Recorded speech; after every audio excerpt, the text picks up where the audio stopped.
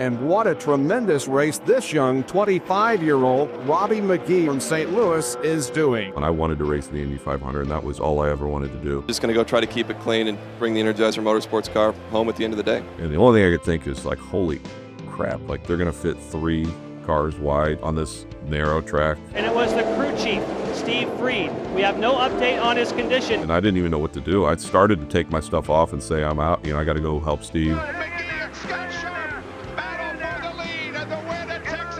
Maybe I could have won. Maybe I could have gotten a ride with somebody else, and maybe something bad could have happened, and then I wouldn't have everything I have now, which I wouldn't trade for anything. All right, welcome back to Open Wheel Rewind. I'm your host, Ryan Nothhaft, and I'm thrilled today to be joined by Robby McGehee, a man that spent over 5 years racing in the Indy Racing League back in the early 2000s, and amongst his many accomplishments was actually the 1999 Indianapolis 500 Rookie of the Year. So, Robby, man, thrilled to have you on here. I'm excited to be here. Thanks for having me. Yeah, my pleasure. And we're going to dive in all about your career. I think you raced in one of the most interesting times in Indy Racing League history. Before we do that, I was just curious, the 2025 season just wrapped up for IndyCar. Do you still watch any IndyCar racing today? And if so, what are your thoughts? I try to, not religiously if it's on and I'm in a place where I can see it. Yes. I'm in a little bit different stage of life. I've got triplet 16-year-olds that are all over the place. Both my boys play ice hockey and baseball, and my daughter plays golf. So they're juniors in high school, and so I'm really all over the place, kind of watching them. And a lot of times that interferes. The timing of those things interfere with getting to see the IndyCar races. But as the year, it's been 21 years since I've sat in a car and raced in the 500, and the first 10 or 15 years, there were still drivers that I knew that I had raced with, the long haul guys. But it's a lot. I look at it now and I'm thinking these are children now that are driving out there. And I was once one of them, as time goes by, but racing has always been something I love and my passion. And, I'll always continue to watch as much as I can. I'm not crazy about the, I like just pure open wheel. I know obviously safety is key, but the cars look a little different than they used to when I drove them because they've got windshields on them. Yeah. Different for sure, but probably I don't know as much about it as I should because just being dragged in pulled in a couple other directions. Well, you mentioned your passion, and it's my understanding your passion started as a young kid. You actually wrote an essay, I don't know what grade it was in, about wanting to be an IndyCar driver. Where did your passion for racing start? That's a great question, and that was a really cool little document that we used a lot when I first started racing. So it actually came from my mom's side of the family and my mother. And she was born in Anderson, she grew up in Anderson, Indiana. Her father was a huge race fan and would take her and her sister, to all the dirt track races, the Indy 500 time trials, practice, everything. So just through her upbringing, translating over to us, the day before Memorial Day, every single year growing up from like 3 years old to we still do it together. We watch the Indy 500. It's a family event. We have fried chicken. We have donuts. We have, I don't know how that became, Long Johns and fried chicken somehow became a tradition in our family. And you asked me if I watch, if I'm following the current stuff. Not as much on everything, but we always still, as a family, now with my children, my brother, his children, is an extended family. We go over to my parents' house and we watch the Indy 500. So I grew up thinking that was the only thing that existed that I wanted to be when I grew up. And it was in 1981, I would have been 8 years old. I wrote, and it was, it's back when they still taught cursive. And it was that paper that had the 2 lines with the dashes in the middle. And I wrote something along the lines of, when I grow up, I want to be an Indianapolis racer. I want to be a black number 15.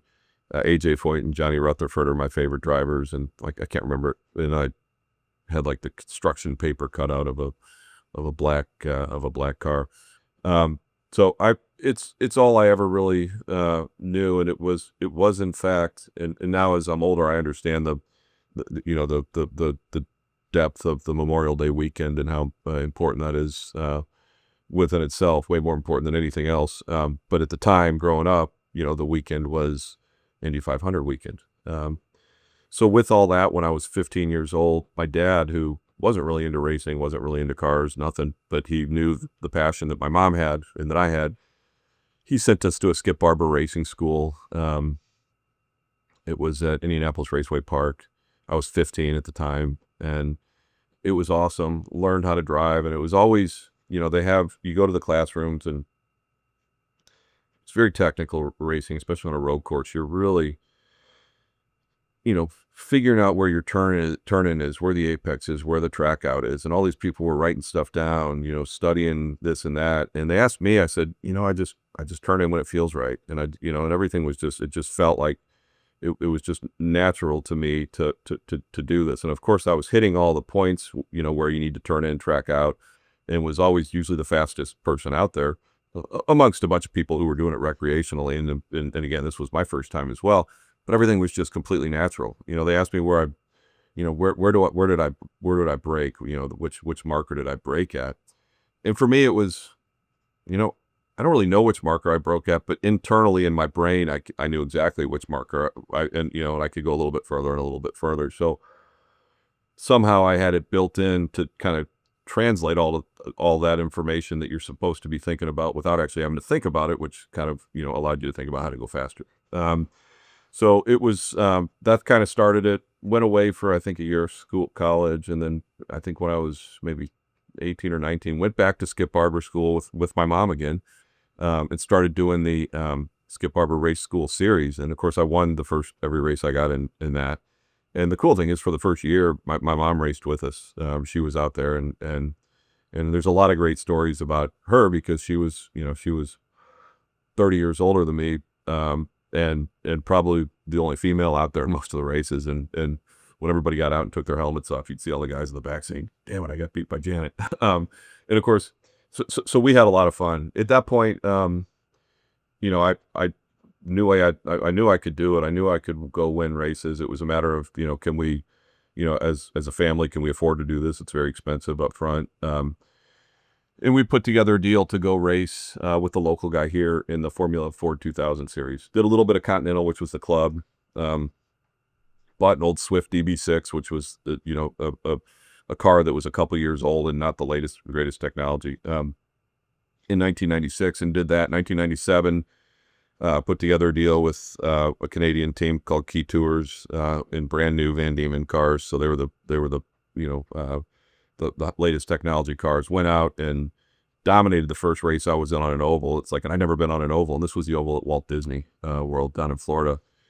And it just, everything was natural. Just, I was driving around people like they were standing still. And at that point, I think I won the Oval Crown, which is the ovals, but I didn't win the whole series because I didn't win on the road courses. There was someone who beat me on that. I don't know if I started winning races at that level, ran in two or three seasons of that. And then it was kind of 98.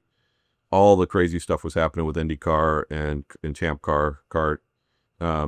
I didn't really care. I grew up watching Formula One, IndyCar. I always liked Formula One. I used to go to Formula One races because they were different, but I never had any interest in going to Formula One. I wanted to race the Indy 500, and that was all I ever wanted to do.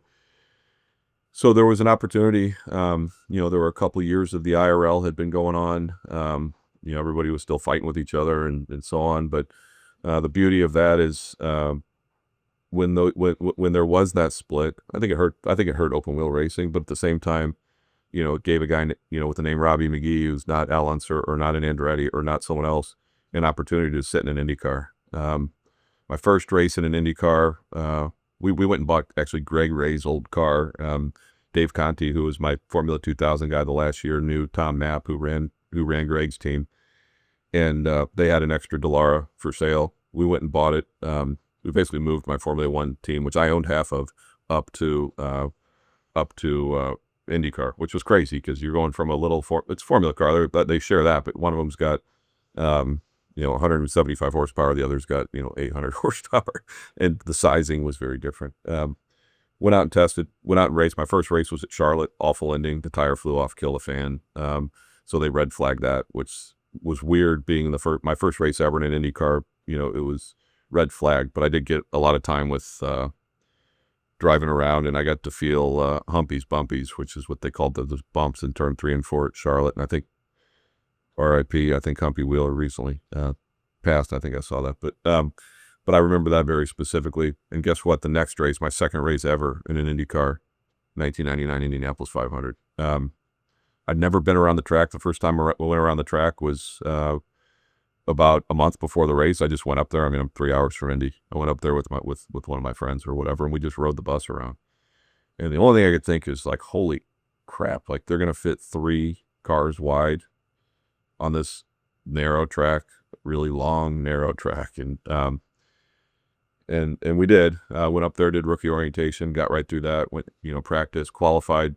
I think our engine block was cracked right before qualifying. I think that whatever the mechanics did at the time, they fixed it. Went out, qualified 27th, so like outside 9th row. And they just went out there and did my thing. I mean, it was really overwhelming to me and emotional, just like being part of what I always want, what I dreamed to do.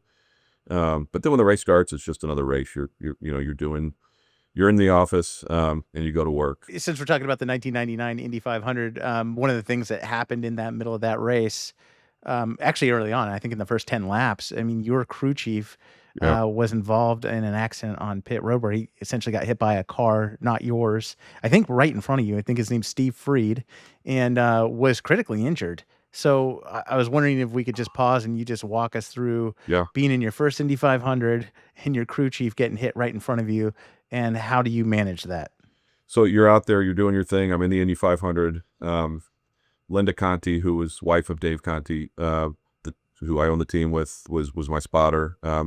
I came in. I don't really remember when it was. It's one of those things you kind of try to block out, and it was awful. Not that no one meant it. This wasn't anybody's fault. This was a racing incident. It just happened to be Steve was in the wrong place. He was standing there. I saw him, and I'll just tell it like I saw it because I think that's what people want to hear. And be forewarned, it's bad. Like he went up in the air. He got hit, went up in the air, and landed on his head. And I just saw like just a small pool of blood just start to like around him, and I didn't even know what to do. I started to take my stuff off and say I'm out. I got to go help Steve. It was awful. And he was, Dave said, we'll take care of Steve, get back out there. He got back out. I got back out there. I was pretty shooken up because I've never seen anything like that. And I don't ever want to see anything like that again. And Linda, for a good reason, told me that Steve was in the hospital and he was awake and he was watching the race and rooting me on. Of course, that wasn't accurate, but she said that so that we could finish what we came there to do. I'll finish the race and I'll kind of go into what happened after. So I just went out and drove. I just drove and I drove. I thought Steve was okay in his room watching the race, cheer me on.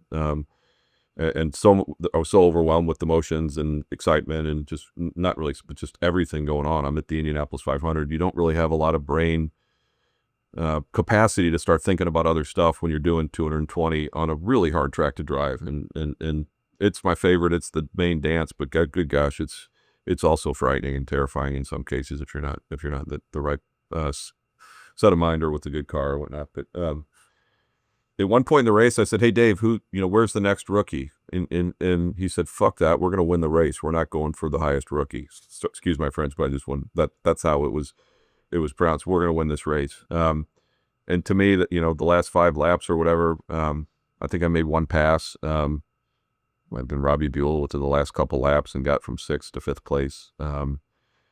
And we finished. And I got back and obviously learned what really happened. Steve, who his middle name at the time, I'm religious, but to the extent that I believe, but I didn't really know all the biblical verses and characters very well. But his middle name is Lazarus, and who is a biblical character that came, died and came back to life. And it's crazy because Steve died. He was dead. They revived him. And he's alive now, and I still communicate with him, pretty regularly. He's a guy that before he had a head injury. He was a nut. Now after he has a head injury, he's a nut. He rides 200 miles an hour on motorcycles still to this day. And he cheats death on a regular basis. He's a race car driver himself. And that was an event that kind of brought us together, for life. First thing I did was I dedicated my Rookie of the Year trophy to Steve, and gave it to him. And he still has he showed me he still has a shelf with all of his racing things, and that's kind of right in the middle. So we're connected forever on that. And fortunately, because first of all, thank God he's alive, because he wasn't, and maybe shouldn't be, because what I saw, I don't know how how it would be survivable. But he is. I think he had a pretty long recovery. But he was, gosh, I think it was Pikes Peak, maybe like 4 races later, he might have been back out there. Half of his face was kind of paralyzed. He had to have a weight on his eyelid to close his eye. But he was there. He was never not part of the team. So that was, that year was pretty special. I could probably talk for a while about it. Yeah, it's a miracle, and I'm glad Steve's still with us. I had some questions about some of the more marketing aspects of the team. Sure. One of the things that happened, I think you guys didn't start, as you mentioned, until the 3rd race of the season, but you did bring in the Energizer sponsorship Sure. on a black car. And I just want to know how that sponsorship package came together with such a big name sponsor for essentially a rookie team. Yeah. So I guess my question is, you started the 3rd race, I assuming it just took a while to get the things together. And then, how did you engage Energizer? Well, it's actually another great story. There was another partner on the team, a gentleman by the name of Fred Asbell. Fred was an Indianapolis fan, and he's deceased now, but his whole family was big into the Indianapolis 500. He was from Indianapolis. He was a manufacturer's representative, who worked a lot with a company, I think they're called Ball Camp, which is Napa Auto Parts. On our end, my family, my dad's one of his golfing friends, and still a friend to this date, was the CEO of Energizer. And that doesn't mean they're just going to hand over money. I mean, obviously that's a tall ask. You're asking for $3 to $5 million to have a moving billboard, which may have worked at some point, but at this point it wasn't the scenario. So we put together a deal between Energizer and Napa Auto Parts that would put Energizer on the end caps. So we put together a deal where we basically did a business deal where the racing was just a kind of a bonus to it. And you've obviously heard about all the Target deals, and and Target doesn't pay anything. It's all their vendors that pay. And there's a lot of ways to get creative to raise money for racing, and that's what we did. And it was to be able to go out there with such an iconic sponsor, with the pink bunny, the Energizer logo on an awesome black car. I mean, it was tremendous, and it worked out. I think everybody got what they wanted out of the deal, but it was definitely a business to business deal. And I think, I'm sure some viewers know, but not everybody. It's not. There's so much going. There's so much to putting together money, to go racing, because it's very, very expensive. And we were able to get that done. It carried over a little bit into 2000, but we had success with the car. They had success on their marketing program through Napa, and it worked out. Yeah, a great segue, actually, because you moved to Treadway Racing, which was Ari Leyendijk's team, essentially, that he won the Indy 500 with. He qualified on the pole in 1999 with it. And you show up at Walt Disney World, as you mentioned, in the Energizer car. And actually, as I just watched this race yesterday, I watched it back in preparation for this. It actually had 55, your number with Conti Racing, for the first race at Walt Disney. So I was wondering if you could get some background as to why you made the transition away from Conti Racing with the Energizer sponsorship. And did you guys just buy the car from Conti Racing that you started the season with? Or what was the story behind the 55? All totally different. So, I mean, so we owned the team in 99. At the end of the day, I wanted to win. I wanted to win races, and not to say that we couldn't have won races, but we were a rookie team, and Treadway was a veteran team that had won races. Ari was retiring. Sam Schmidt was my friend. Sam was going to drive the other car that year. Obviously, we know what happened there. That was awful, but Sam is still a friend to this date. Ari was retiring. We had a little bit of Energizer sponsorship, left over, and put together a deal with Treadway. And I don't think Dave or Linda harbored any poor feelings on the deal. They understood. We didn't have Energizer sponsorship again, so it was in our best interest to try to work with what we had and parlay that into a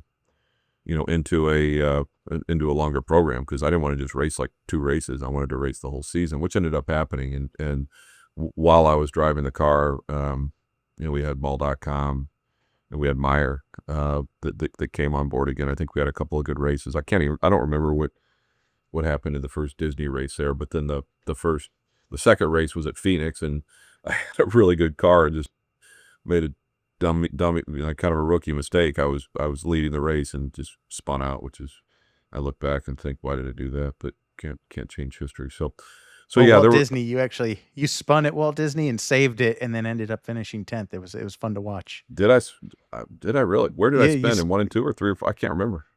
I don't remember that, but you did spin and saved it, and then put it together for a top 10. So it was, like I said, it was a fun one to watch. But one thing I was going to bring up with you is you actually led laps at Indianapolis that year, and I was wondering if you recall that. And yeah.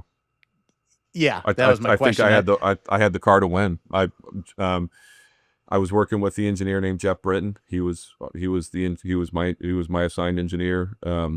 He put together a car that fit perfectly with my driving style, and that's a very soft car. A lot of people can't drive them because you go into a turn like at Phoenix, and the car just settles. And it feels like at that speed, you're just used to a firm platform. If it's a little bit scary to feel it because you don't know, is it going down or is it sliding out? And my car at Indianapolis was amazing. I led laps after I passed both target cars, who were the 2 leaders prior to me. I pulled away from them, and then a yellow flag came out, and I went to give it gas the next time, and a spark plug had broke. So it was I remember, to me, and, I remember passing on the front straight, drafting and passing Jimmy Vasser, who was leading, and or maybe he was second, I can't remember, but I grew up watching Jimmy, and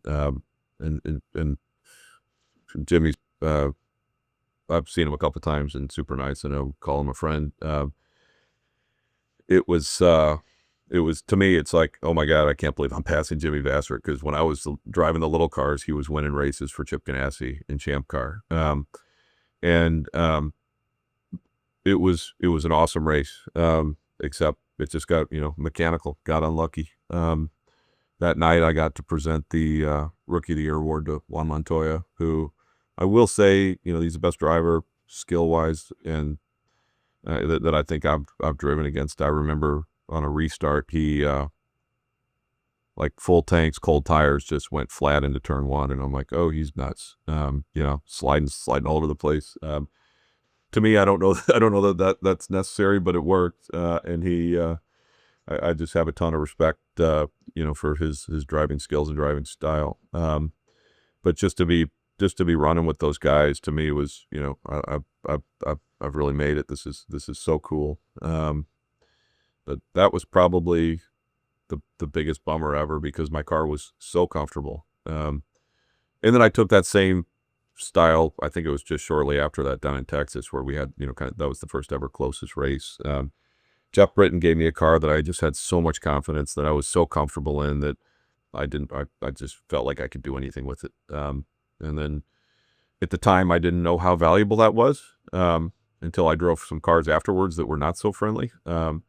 And I've always said it's way easier to drive a good car fast than it is to drive a bad car slow. Driving a bad car, even slow, feels like you're on the edge of death every time you touch the wheel.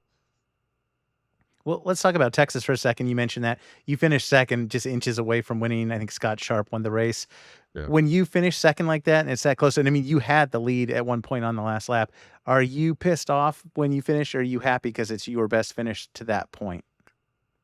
I mean, look, I was happy. I would have been happy if I raced IndyCar and didn't finish towards the front. Really, I mean, I was happy, but I mean, of course, I was mad. I mean, like if you watch the race close enough, and I remember AJ Foyt came over, and he's kind of a man of few words with me, but he walked over one day and said, "He moved up on you, didn't he?" And if you watch it turn outside of turn 3, I had to do one of these just because he did. I'm not saying there's anything wrong with that. And I don't blame Scott because he won the race and it was a good move. Yeah, I had such a good car. I caught him like he was tied to a stake, but then I couldn't get around him. I almost got around him. I mean, like almost, but it just never cleared. And there were a couple laps, and I thought I could do it because a couple laps prior to the to that last lap, I was ahead of him by like 2 inches every single time we crossed the front on the outside because I had that outside line. And on that last lap, he just moved up on me a little bit, and that was enough to slow it down. But you know what? I was happy. I look back on it and just think I'm so blessed to have gotten to do what I did. I never won at an IndyCar level. I raced with guys that did, and they're turned out different. I mean, like look at Tony Rena. He's a guy I raced with. He got the dream job, and then perished in a crash in Indianapolis. And then you just got to take what's set for you. And my life in racing could have been different. Maybe I could have won. Maybe I could have gotten a ride with somebody else, and maybe something bad could have happened, and then I wouldn't have everything I have now, which I wouldn't trade for anything. If I'm skipping ahead, stop me. But I mean, there was a time after that where Panther Racing was selecting their driver, and it came down to me or Sam Hornish, and I went to Kentucky I think twice to test with them, and it got rained out both times. Then they named Sam, and Sam was another great driver, great dude that I raced with all the way up through F2000. And I just to me, I think about that, and I'm like, what if? But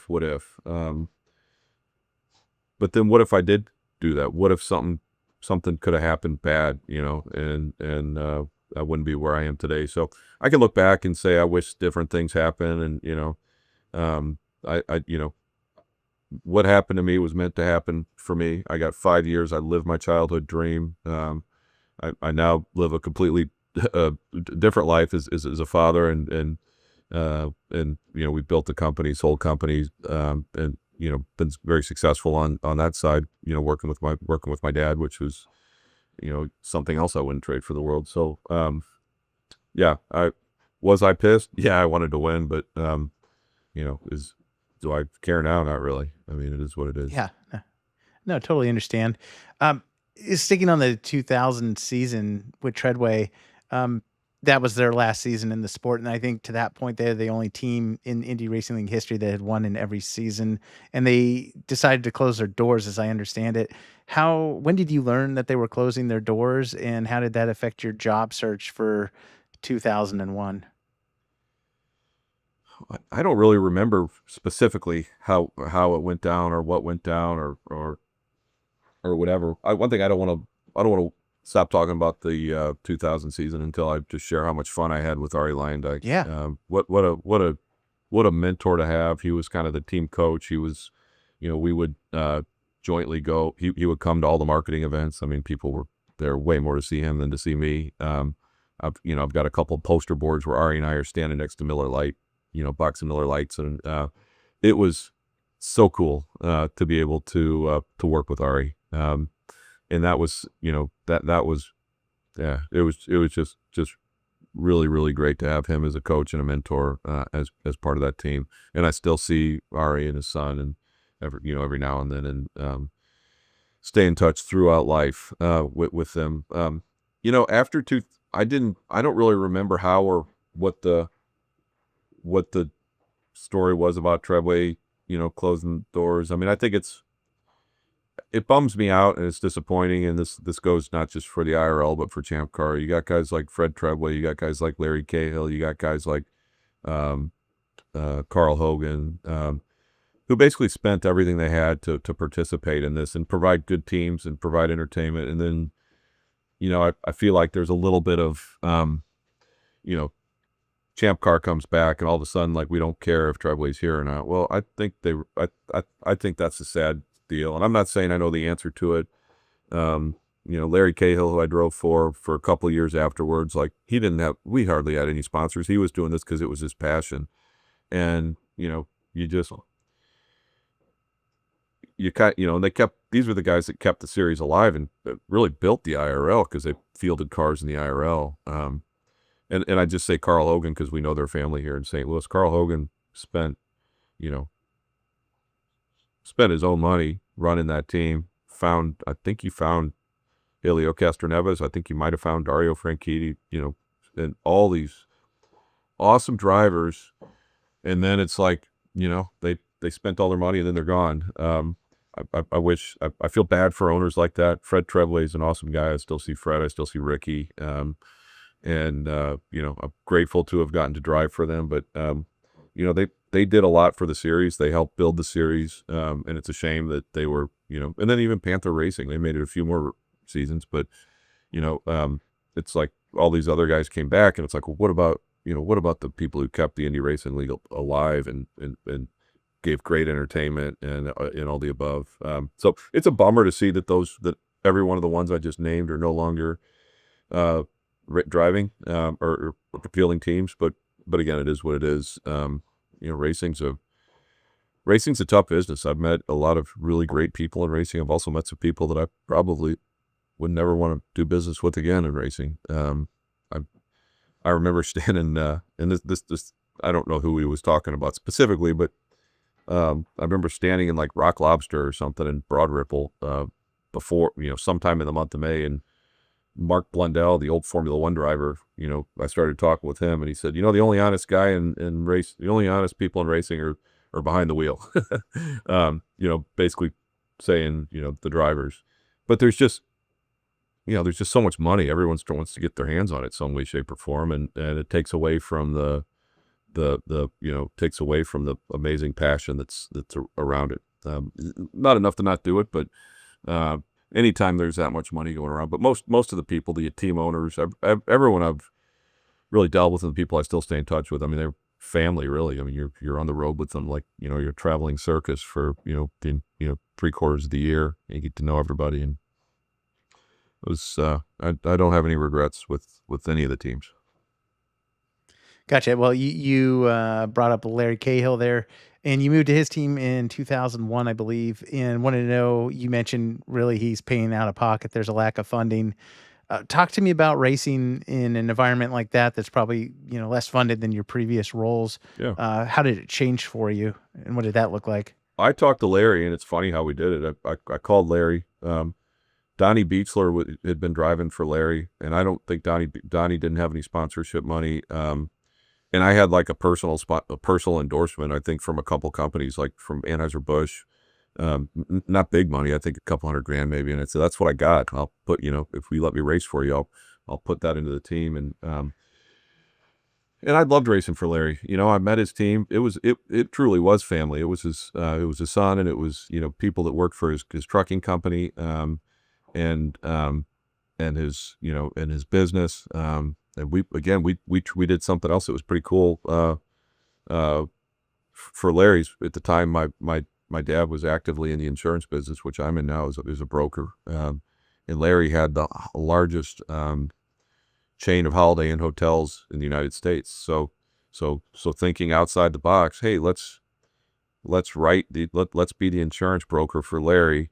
We'll take all the commission that comes in on that, which was, I don't know, a couple $100,000, whatever, put it back into the race team and let Larry title the car. So that's kind of how it started. Plus the personal endorsement stuff.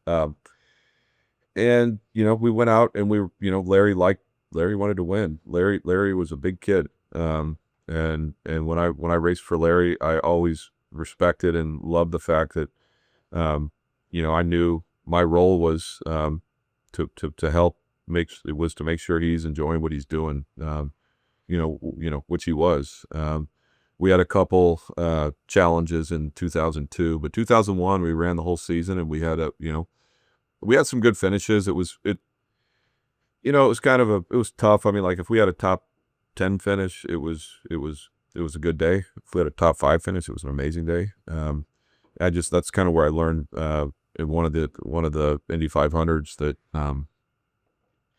Roger Penske was sending their A-arms to NASA to have them like X-rayed and stuff the night before the race, or crazy stuff like that. And I think they were spending $10 million at Indy when we were spending $2 million for the whole year. So you're definitely outmatched. But racing's racing. You can go out and race hard, and we had some good races. I remember having fun at a lot of fun at Richmond. We had fun at I think we finished 4th at Nashville on that cement track.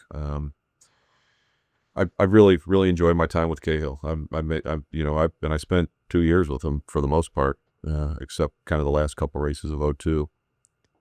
Yeah, well, I wanted to bring up something, and hopefully it doesn't bother you, but you did break your leg, I think, in an accident in Texas, and wonder if you could. I think it was 2001 when that happened. Yeah. I think you missed a couple races, but was able to get back in the car. Do you mind walking us through your experience through that accident and your injury and recovery? Yeah, no problem. I don't really remember the day because I was knocked out. I think I was airlifted, but I still have a lot. I still have the scars. I'd show you my leg if I could get it, but I don't think I'm flexible enough to get it up to the camera. I was about halfway through the race. We were down a cylinder, so I was doing 205. I mean, just flat, trying to stay out of everybody's way, just low, finishing the race. There was a really heated race at the front between Greg Ray, Scott Sharp, and Eddie Cheever. And I'm on the white line. They came 3 wide above me, and somehow Greg Ray tried to go under me, under the white line, once the track got flat again. I don't know if I didn't see him or what, but we connected, turned me sideways, and then I was aimed literally straight for the wall at 205 miles an hour. And then Eddie Cheever came here and poked a hole in my tub right under my knees, and turned me back sideways. Well, somehow that broke my leg, but as Eddie kind of joked, he goes, "You owe me a steak dinner, because if you would have gone foot first into the wall at that same speed, you probably would have broken feet and everything else," which is true. So I had a compound fracture on my left fib, which is where the bone comes through. I still have the suit that they cut me out of. Still got the original blood on it, but I don't remember any of it. I woke up in Dallas Heartland Hospital. I had a lot of people come to see me. I had an emergency surgery that night, and I had another surgery a couple weeks, maybe a month or a couple weeks later, back in St. Louis, where they could re-drill it out and repair it. But the Indy Racing League was amazing. I had, they sent me, and I have it hung in my garage now, a big picture of the logo, and all the drivers signed something, wrote something pretty nice. And if I recall, Davey Hamilton was hurt materially worse than I was during that race. So he was out for a while. I think they had to rebuild his entire leg. Mine was just broken with requiring a nail through it. I missed a couple races. I put a brace on, and the challenge I had was that the clutches in these things are really, really hard to push. It's carbon clutches, and it's an on-off, and it probably requires, I don't know, 100 to a couple hundred, a lot of pressure. With a broken leg, that was tough. But I had a brace on. They fitted it, and what my concern is I don't want to lose my ride, right? So someone else is going to go get in my car, and I'm going to lose my ride because of that. So I wanted to get back quickly. So I raced a couple races on crutches with the brace on, and it was fine until I crashed at Indy and then re-broke the same leg and back, and that was bad timing. But right after I got off the crutches, which is like, I'm not sure if you ever walked on crutches or had to live with crutches. It's miserable. So yeah, it was a pretty bad injury. I remember, waking up with staples in my leg, and how in the heck are those metal staples in my leg? That had to hurt when they put them in, but I didn't remember any of it. I mean, your body is amazing, is an amazing thing. It makes doesn't want you to remember certain things because, it's not a great memory.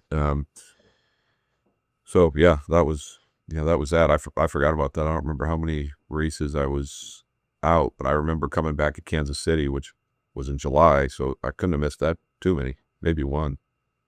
Yeah, does your mindset change? Are you more risk adverse, or because you were hungry not to lose your ride, did your mentality not change at all? No, I was fine. I mean, like I'll just tell you, like the over the course of my career and the mentality, like when I remember, I was I was driving at Charlotte in '99, and I remember there was a driver named I think it was Mike Groff. There was Mike, and there was also a Robbie Groff, but this was Mike Groff, and I remember he was driving Jonathan Bird's uh, uh, cafeteria car, and I remember hearing he just had a child, and of course I'm 27. I don't know anything about this at the time. I'm not even married. I can't even remember if I had a girlfriend at the time. But I just went right under him, and it was real easy. He just moved out of my way. And, once you've done it a few times, once you've hit a few walls, you realize you don't want to go into the wall. But when you're a young, crazy kid who doesn't really care if you go in the wall, because if you die racing an IndyCar, you're happy. It's a good way to go. You just dive in hard. So I slowly over my career, I went from the one side to the other side, and you realize when you hit the wall, it is not a pleasant experience. And that's being, that's saying it without using any foul words. It's awful. So you don't want to do it again. And that's kind of, the guys like Eddie Cheever and Al Letcher Jr. who are just racing, continue to race. They have somehow kind of avoided that phenomenon of having a kid and, not wanting to die. So you're not going to risk your life anymore. And that's just the thing that happens to probably a lot of drivers, except for those few, some of the few that I just named off. But no, my mentality that year, it wasn't different. I just got in the car and I went. I mean, I knew I wasn't in a car that was going to, that was built to win the race, but I could go race and I could come in and, bring in a good victory. And, in the way that the IndyCar prize money pays, as a driver, I was getting 40% and, Larry was getting the rest. And, if we can come home and, collect a few $100,000 and not wreck the car, and, Larry's going to go to the next race. And we never really had a contract. It was just come out and race for me. So it was, I wouldn't, back to what you were asking, I don't really think I had a different mentality. Gotcha. Well, you did reference earlier your accident at Indy. And so as I understand it, and I just watched this the other day, I mean, it was a violent wreck, but you actually, I believe, are the first driver to hit the safer barrier at the Indianapolis Motor Speedway. So wanted to get your recollection from that. And then looking back on it now, how important do you see those safer barriers as an innovation for safety in racing today? Well, I think it's huge. I mean, like it's, I hate the fact that, if you Google me, like, in 100 years, it's probably, it may not come up in 1999 Indy 500 Rookie of the Year, but it will definitely come up first to hit the safer barrier, because that was an invention that, makes a lot of sense and works. In my case, it turned what would have been like a 150 G hit, which is brain injury territory, into 275 G hits. Now, which would hurt worse? The latter, but your brain's still working. So, what I remember is like, they asked me if I was okay on the radio, and I tried to talk, but the only thing that would come out of my mouth is I was screaming, and because it hurt. It's like getting a Charlie horse on every part of your body at the exact same time. And it was uncomfortable. So it's funny because they were often kind of referred to as the soft wall. And I've always said there was absolutely zero soft about it. But it could have saved my life, or could have saved some sort of, something much worse than what I had. It rebroke the leg on it. It wasn't a displaced fracture. It just kind of rebroke where it healed. So they didn't have to go in and do another, well, maybe, I don't know. They didn't have to go in and do another surgery. It was just broken again for a while. And it also broke a spinous process on my back, which is a little bump on the back. That was the first, that was so tough because, we didn't make the Indy 500. I wanted to, I did get back in the car, and but we just never had the speed that year. And I remember it created a lot of tension. John, oh gosh, what was my, see his face, but my engineer John and I were friends since Formula 2000, John Hayes. And, we were yelling at each other and we were pissed. And that situation, creates a lot of angst. And we didn't make the race. It was after that huge accident. We had sponsor issues because the car was out on the track. My sponsor was Scott Trade, this big company out of St. Louis. But the car was out on the track without the sponsorships, without the decals on it, which, it was the first day of practice. So who would have known we were going to have that type of issue? But that was awful. And every time when I saw Graham Rahal and whoever else is sitting there not making the race, it's the worst feeling in the world to do it. But there was a big line of drivers outside the garage when I kind of got back to the track. So I was there to protect the seat, but at the same time, I was driving it hard, and we just couldn't find the speed. Very, very, very, very frustrating. So I was actually at 6, is that right? So 6 Indy 500s, but I drove in 5. I think that would. Yeah, so I drove in 5, but I was at 6, and I did not drive in 2002. And you moved to a part-time schedule after that, and I think one of the cool things is that you got to race for Eddie Cheever when he was doing the Red Bull program, which was a little bit of a soap opera with Thomas Scheckter and Buddy Rice and all of that. How was it racing for Eddie Cheever, especially since you had that prior incident with the accident and everything else? Well, it was cool. I mean, we put together a deal last minute. So one of my sponsor was a gentleman named Ray Parsons, and Ray is an awesome guy. Ray is he'll be a forever friend. He's quadriplegic. He was sitting in a truck and a semi hit him in the back, and I guess he had a passion for racing. So I met him through Sam Schmidt. So I raced St. Louis Gateway, which is Gateway Racing, with Sam Schmidt Racing, with Ray Parsons sponsoring the deal, with some St. Louis sponsors. And then I raced, I think it was Richmond, with Greg Beck, with Ray Parsons, had to sponsor Norwalk Furniture. And then the last race of the year was with support of Ray Parsons and one of his companies. I can't remember what it was, with Eddie Cheever. And it was cool. I remember I had to wear Eddie's, funny story, I had to wear his Red Bull uniform, and it was very tight on me. So my wife my girlfriend at the time, we weren't married. But she was laughing at me because it's pretty tight. But it was cool. I mean, so 20 years later, if someone wants to see a picture of an Indy car that I drove, I oftentimes show them a picture of the Red Bull car because everybody knows Red Bull car. And I got to drive a race with them, and it had those Infinity engines, which were just crazy horsepower. I led the race a couple times. I remember racing with Max Pappas because he was in one of Penske's cars at the time. And I'm trying to, he was another guy that I kind of watched in Champ Car when I was driving the little cars. So again, it was cool. That was I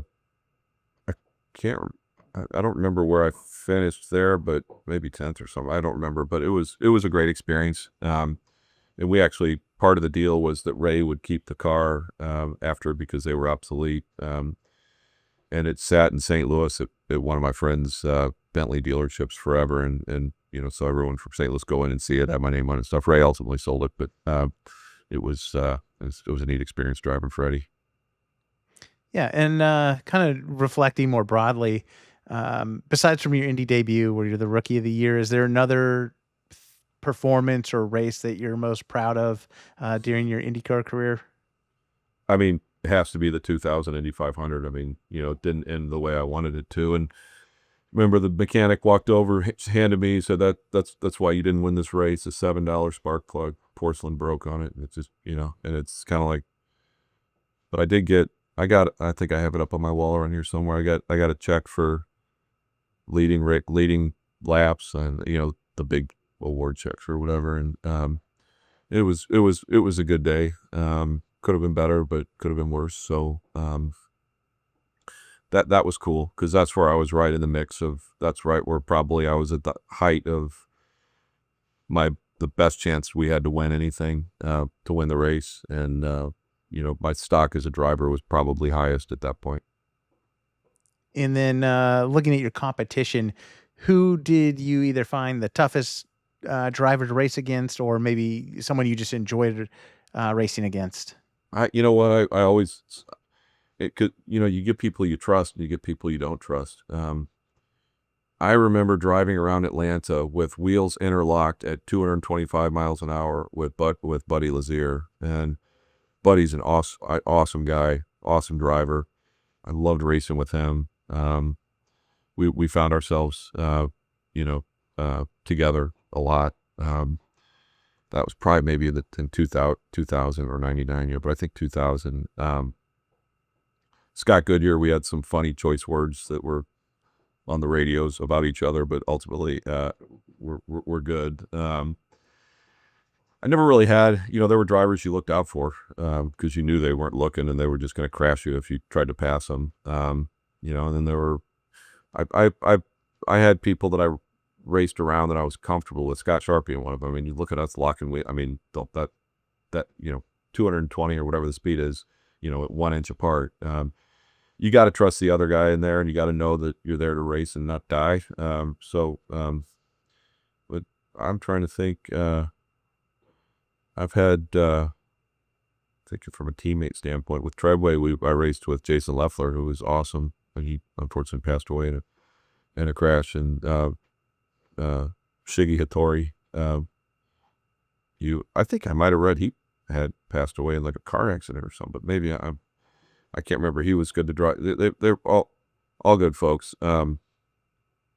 Nothing, I'll keep it on the positive. There's a few that I'd probably go way around, not close to them, but they're pretty well known for it, so I don't probably need to mention their names. Yeah, no, understood. Yeah. Understood. Well, I did want to bring up something else. You and I were chatting before we hit the record button here, and as context to viewers that may not know, I have another channel on YouTube where I document the history of the Blue Angels, and it's been a passion of mine for 10 years. And you were telling me that another passion of yours is aviation, and you actually went up with the Blue Angels. So would love to get a little background on your aviation enthusiasm, and if you want to share a little bit of your memory from the Blue Angels, I'd love to hear it. Yeah, I mean, it's the coolest thing ever. I grew up as a kid. Top Gun came out when I was 13, and I saw that, and the only thing I ever wanted to do in life was to be a naval aviator, or Air Force. I like F-15s also. But I had bad eyes, so at the time you were just completely exempt. There's no chance. I mean, I think it's a little different now. But at the time I had no chance of flying in either military side. But I got my pilot's license when I was 16, or let's see, in 91. So yeah, I would have been like 17 or 18. Flew single engine planes, flew multi-engine planes. And I think at the time I got the ride was in 2003. It was when I was driving for Panther Racing. It got set up and I went out to El Centro, brought my whole family, have a ton of great pictures, have the video, which I'll share with you.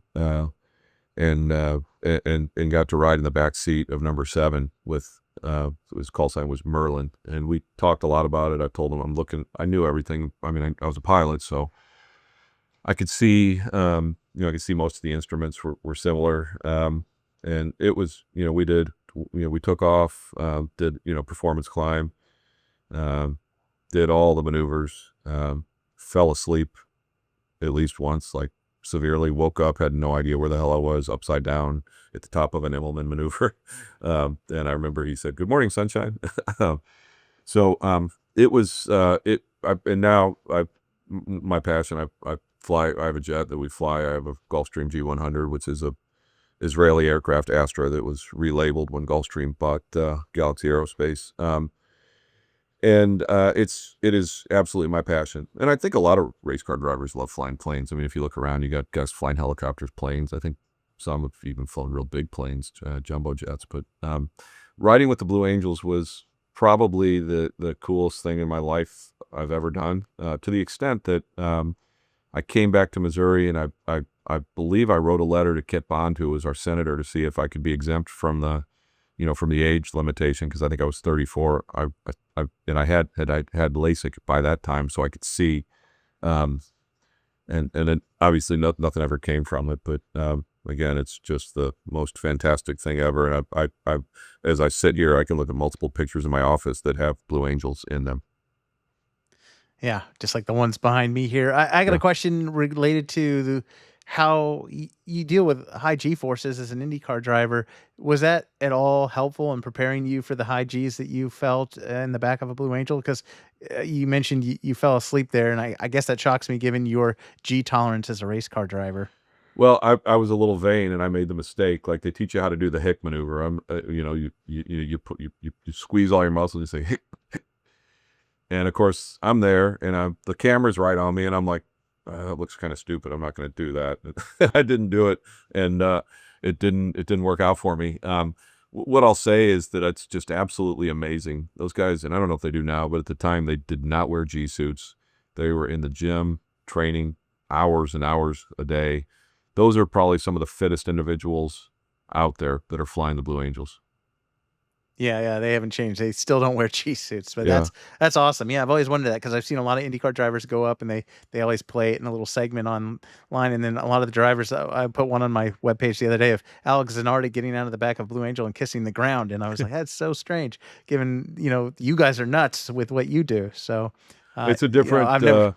The positive G is different than like the lateral G, and I just remember thinking, I'm going to go up there. I'm going to ask him if I could, and by the time I got through these maneuvers, he's like, all right, your bag of gas. What do you want to do? And I'm like, how about just a little, straight and level, or maybe a wing over or something like that. Just because and then the final one, of course, is the carrier brake right at the end. And I survived that one. I stayed awake for that one, but it's just really on the level of athleticism of those pilots.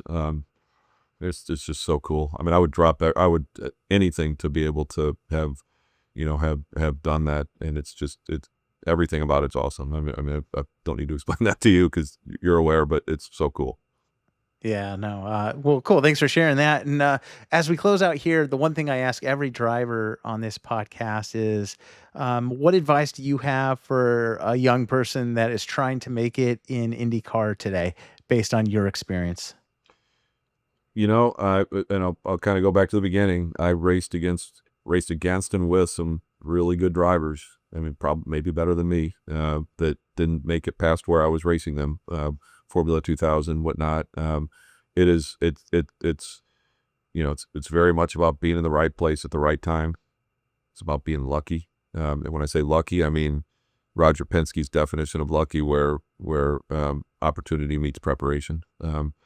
Being ready, the one thing I would say is there's, I don't know, 50,000 people that want to do exactly what you're trying to do. Maybe more. There's a lot of people that want to be race car drivers, and you have to be in the best prep, and even if you do everything perfect, you still may not make it. And then also just because there's such a limited number of seats, there's fewer seats in the Indy 500 than there are NFL quarterbacks. I mean, it's a harder dream than playing in the NFL or any of these professional sports where they have entire teams. But you can prepare and you can do it. It's a lot of financial game as well. There's a lot of people probably don't know the financial and the business that goes behind all the scenes. They think you're just a good driver. You get to go out and drive. That wasn't it for me. I mean, maybe some people get in that position and get fortunate, but there's a lot of business behind it as well. So I think when I was driving, I think 90% of the drivers had either business degrees or marketing degrees or college degrees at least. So it's not just about going out and being the guy driving the car. It's about being the guy that can talk to the sponsors. It's about being the guy that can put together a deal with a sponsor and put together something that would yield letting you drive the car, and living your passion. So it's not impossible. It's tough. I feel I'm so blessed that I got to live the amount of my career, that I got to live a dream. I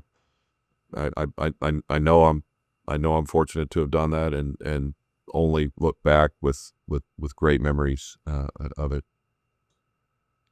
Well, I appreciate it. Robby McGehee, thank you so much. This is awesome getting to chat and here learn more about your career. Thanks for joining us. Really happy to be here. Thanks for having me.